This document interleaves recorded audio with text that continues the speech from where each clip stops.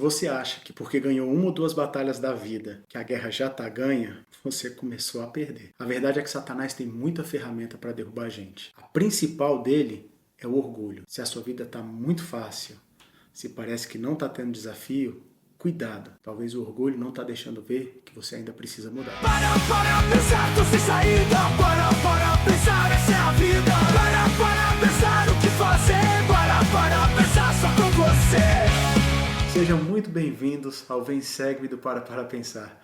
Eu sou o Leléo e com essa aula eu aprendi a ter medo de ser rei. Tivemos alguns anos de paz, mas a gente vai ver como que uma contenda consegue derrubar tudo.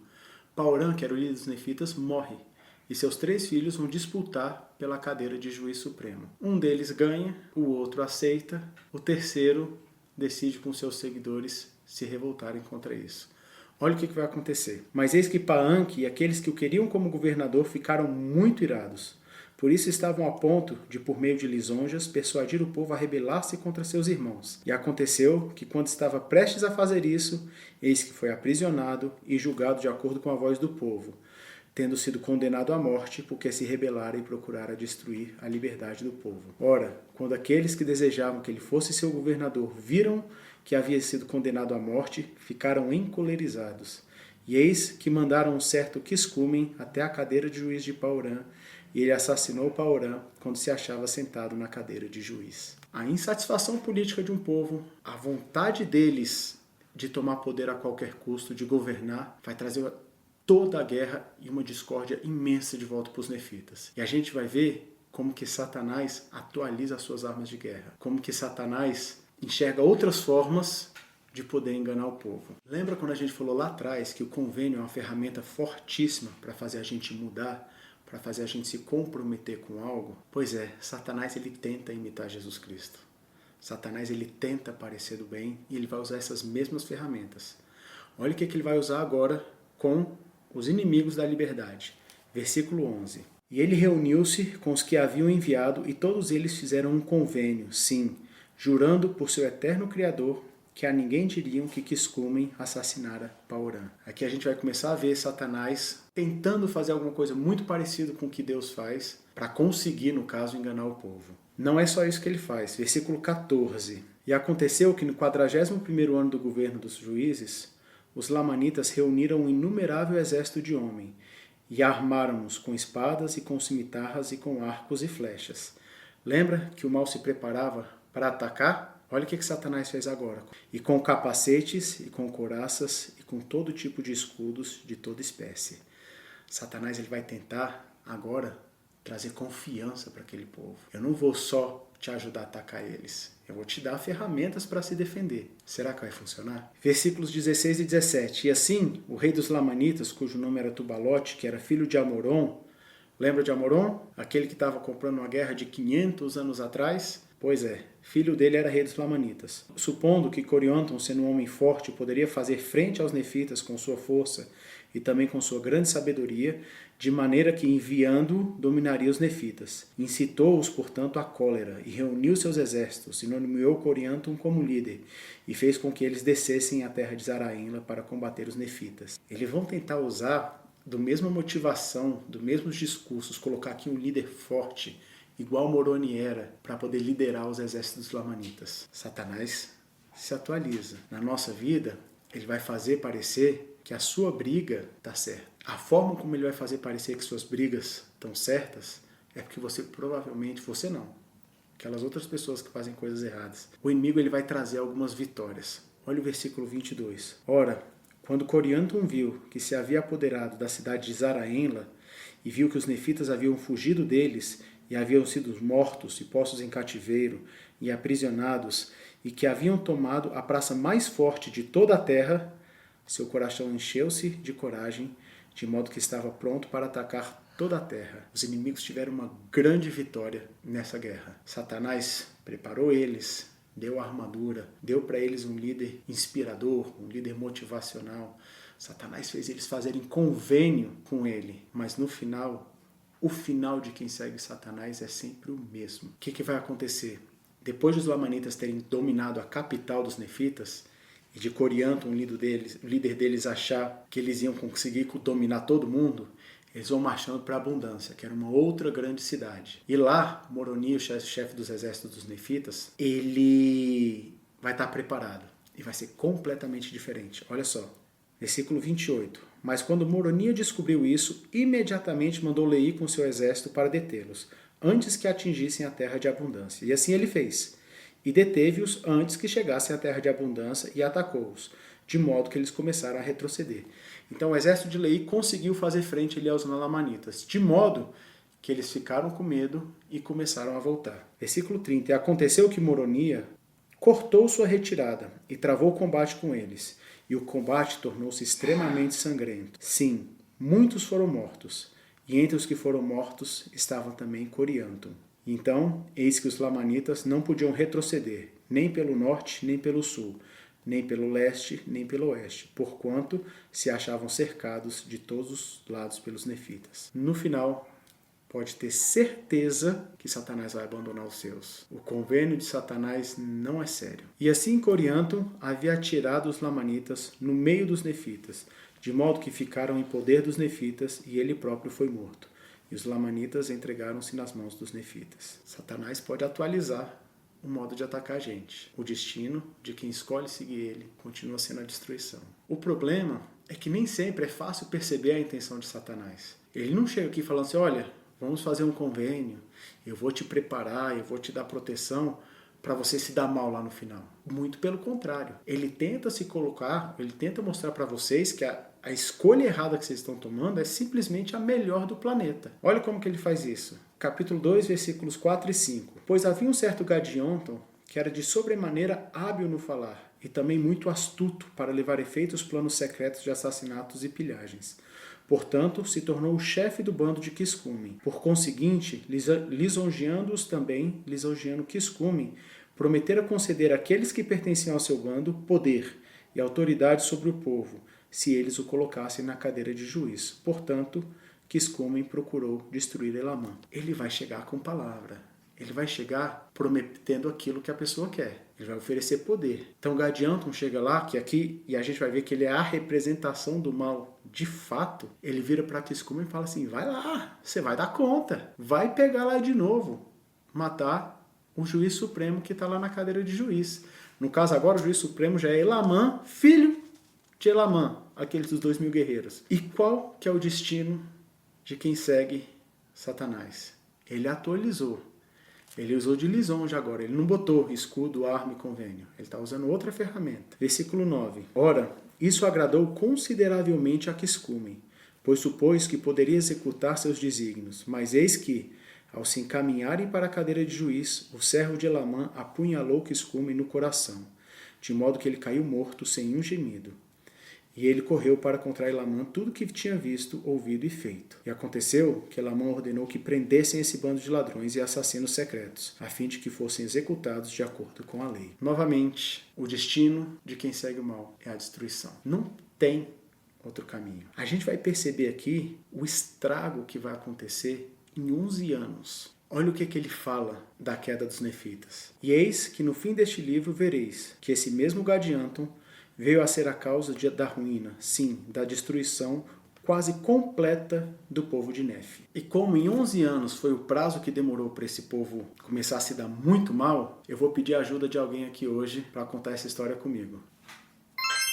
Então, Fabi, por que você acha que Satanás tinha tanta facilidade em enganar esse povo? Não sei, por quê? Vamos ler? Lê para mim aqui, ó. O versículo 7. Mas eis que Anqui e aqueles que o queriam como governador ficaram muito irados. Eles ficaram o quê? Irados. Você já ficou muito bravo com alguém? Sim. Quando você está muito bravo, você faz escolhas boas ou escolhas ruins? Ruim, né? O que geralmente vai acontecer no final? Eu vou me dar muito mal. E vai ficar? Triste. E de? Castigo. Muito bem, tá pegando. A ira é uma das ferramentas de Satanás. Ele convence o povo a ficar bravo. Quando a gente está bravo, quando a gente está irado, a gente só toma decisão ruim. Então a primeira coisa é eles pararem de ficar bravo. Mas não é a única ferramenta de Satanás. Vamos olhar outra. E então aconteceu que no 43º ano do governo dos juízes, Não havia contendas entre o povo de Néfe, com exceção de algumas demonstrações de orgulho verificadas na igreja, as quais causaram pequenas dissensões. Você sabe o que é dissensões? Não. Você sabe o que é orgulho? Sim. Tenta explicar o que é orgulho. É quando você acha que tá tudo muito fácil, que você tá com tudo de melhor e que nada pode dar de errado. Deixa eu dar um exemplo bem prático. É quando você acha que já sabe tudo para a prova. O que acontece? Você fala assim, não, já sei tudo e não quero estudar. Você tira um. Você tira 1, não é verdade? Sim. Eles vão tirar um 1 na vida. Por conta de um pouco de orgulho, eles acharem que eles são bonzões, eles vão começar a ter pequenas dissensões. Dissensões é briga. O que acontece quando vocês começam a brigar muito? E geralmente dá ruim, né? Tem alguém lá pra impedir, mas de qualquer jeito a gente vai sair se dando mal. O que acontece? O orgulho, ele começa desse tamanhozinho, mas ele vai crescer cada vez mais. Olha só. E houve paz também no 51º ano do reinado dos juízes, salvo pelo orgulho que começou a manifestar-se na igreja. Não na igreja de Deus, mas no coração daqueles que professavam pertencer à igreja de Deus. Olha o que acontece com aquele orgulho pequenininho. Lê para mim o 34. E encheram-se de orgulho ao ponto de perseguirem muitos de seus irmãos. Ora, esse foi um grande mal que fez com que a parte mais humilde do povo padecesse grande perseguição e passasse por muitas aflições. Percebe que aquele orgulho, que era pequenininho, agora ele está grande o suficiente para encher eles, de modo que eles estão perseguindo os mais pobres, os mais humildes. Sabe quando você pega no pé de alguém? Sim. Sabe quando você fica tentando reparar e fala tudo que a outra pessoa faz é errado? Sim. Acontece alguma coisa parecida com você e seus irmãos? Às vezes. Isso é perseguir, é você ficar pegando no pé, é você ficar dificultando a vida de alguém só porque você dá conta. E é isso que o povo da igreja lá estava fazendo. Por quê? Porque eles estavam cheios de Orgulho. se achando Os bonzões. bom pra caramba. Fabi, o orgulho, ele pode aparecer de várias formas. Sim. Ele nem sempre é só se achar o bonzão. Mas tem uma principal, que eu acho que é a favorita de Satanás. Lê para mim o versículo 36. E aconteceu que no 52º ano também terminou em paz, salvo pelo excessivo orgulho que se apoderara do coração do povo. E isso devido às suas enormes riquezas e à sua prosperidade na terra. E aumentava dia após dia. O que esse povo tinha que estava fazendo eles ficarem muito orgulhosos? Riqueza, uma terra boa, tudo que eles queriam. Então olha lá. Gente, se até meu filho de 11 anos consegue entender o perigo de se achar muito bom, o perigo do orgulho, eu acho que vocês também podem. Já parou pra pensar que se você se inscrever e compartilhar nossos vídeos, mais pessoas vão conhecer nosso canal? Então tá esperando o quê? Compartilhe, estoura o dedo no gostei para nossos vídeos ficar todo mundo conhecer o Evangelho. Essa riqueza e esse orgulho vai fazer com que o povo comece a ter tanta briga, tanta discussão, que eles começam a se separar, que começam a sair cada vez mais nefitas para o grupo dos lamanitas. O que acontece? Quando a gente briga, quando a gente sai de perto, raramente a gente simplesmente deixa quieto e toca a própria vida. Olha o que esse povo dos nefitas vai fazer. E os rebeldes foram mortos e expulsos da terra e uniram-se aos reis dos lamanitas. E aconteceu que fizeram o possível para incitar os lamanitas a lutarem contra os nefitas. Quantas vezes a gente já viu isso acontecer? Só nesses últimos capítulos. A pessoa se ira, ela se acha muito melhor. Porque ela se acha melhor, ela quer controlar todo mundo. E aí ela se dá mal. Quando ela se dá mal, ela vai buscar gente para poder atacar aquelas pessoas que ele entende que fizeram mal. Quando na verdade era tudo culpa do orgulho. E mais uma vez, aqueles que dão ouvidos ao inimigo vão se dar muito mal. Olha o versículo 11 e 12. Ora, essa grande perda dos nefitas e a terrível carnificina havida entre eles não teriam acontecido se não fosse pelas iniquidades e abominações existentes em seu meio, sim, mesmo entre os que professavam pertencer à igreja de Deus. E foi pelo orgulho de seu coração e por causa de suas imensas riquezas, sim, em virtude de oprimirem os pobres, negando alimento aos que tinham fome e roupa aos que estavam nus, esbofeteando seus humildes irmãos, zombando de tudo quanto era sagrado, negando o espírito de profecia e de revelação, assassinando, roubando, mentindo, furtando, cometendo adultério, levantando-se em grandes contendas e desertando para a terra de Nefe entre os lamanitas. O que acontece? A grande diferença desses capítulos de guerra aqui em Lamã, para os que a gente estava estudando na semana passada e na outra, é que aqui a gente está vendo o povo da igreja se dando muito mal. A gente está vendo as pessoas que professavam seguir Deus se dando muito mal. Eu acredito que esses capítulos eles são muito mais para a gente do que os da semana passada. Diferente dos lamanitas, que estavam lá na terra deles, que tinham aquele ódio pelos nefitas, eram facilmente manipulados a pegar em arma de guerra sem nenhuma proteção. Aqui quem está sendo enganado é o povo que se diz pertencer à igreja de Deus. É o povo dos nefitas. É o povo que a princípio, pelo menos em algum momento, eles estavam muito focados em fazer o que era certo. E a ira, o orgulho, a contenda, as riquezas, a falta de zelo pelos que estão em necessidade vão fazer com que esse povo seja destruído. Agora, de nada adianta eu ficar aqui contando um monte de coisa errada, porque eu sei que você, assim como eu, muitas vezes a gente se encontra muito mais no lado do orgulho do que no lado da retidão. E tem uma saída, e tem um jeito de se libertar disso. Satanás ele envolve a gente cuidadosamente, mas o arrependimento ele é uma forma de fugir disso. Olha o que Moronia vai fazer. Moronia era o capitão do exército, no versículo 14. Mas eis que Moronia pregou muitas coisas ao povo, por causa da iniquidade deles. No 15. E aconteceu que se arrependeram, e à medida que se arrependeram, começaram a prosperar. Pois Moronia, ao ver que eles se haviam arrependido, aventurou-se a conduzi-los de lugar em lugar, de cidade em cidade, até que reconquistaram a metade de suas propriedades e a metade de suas terras. Então, através do arrependimento, Moronia, o capitão, em vez de falar assim, vamos guerrear, não, ele fala assim, vamos se arrepender primeiro.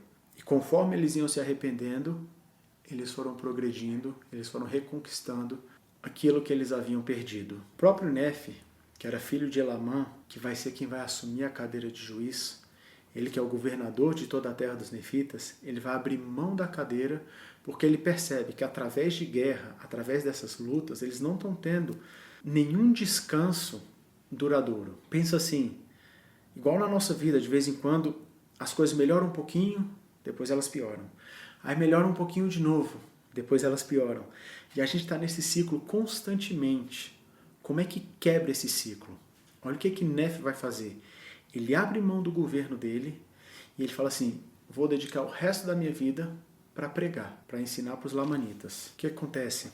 Nefe, ele vai literalmente entender que não adianta ficar simplesmente lutando essa mesma guerra, que ele não vai conseguir defender o povo da iniquidade deles mesmos. Então ele deixa de governar e vai começar a pregar para o povo, para o resto da vida dele. E isso sim vai surtir efeito. Tem uma história aqui no capítulo 5 fantástica de como o que Nefe pregava podia fazer diferença. E o que ele pregava? Lê comigo o versículo 12. E agora, meus filhos, lembrai-vos de que é sobre a rocha de nosso Redentor, que é Cristo, o Filho de Deus, que deveis construir vossos alicerces, para que quando o diabo lançar a fúria de seus ventos, sim, seus dardos no torvelinho, sim, quando todo o seu granizo e violenta tempestade vos açoitarem, isso não tenha poder para vos arrastar ao abismo da miséria e angústia sem fim, por causa da rocha sobre a qual estáis edificado, que é um alicerce seguro. E se os homens edificarem sobre este alicerce,